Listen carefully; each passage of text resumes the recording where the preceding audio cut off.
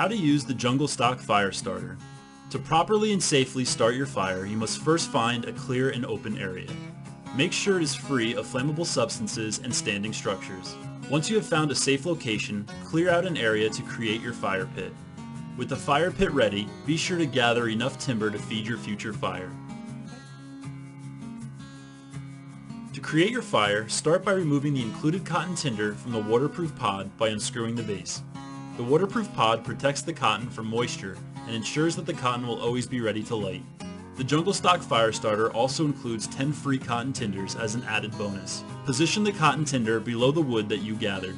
Now, with the ferro rod grasped firmly in your hand, angle the rod at roughly a 45-degree angle away from your body and towards the cotton tinder. Strike the rod with the metal striker in a quick, firm motion to create a shower of sparks. Repeat this motion until the cotton tinder catches fire. Once the cotton is lit, it will have an average burn time of around 6 minutes. This will assure that the fire is there for enough time to ignite the wood that you have gathered and begin your campfire. The jungle stock fire starter includes everything you need to make creating your next campfire as easy and enjoyable as possible.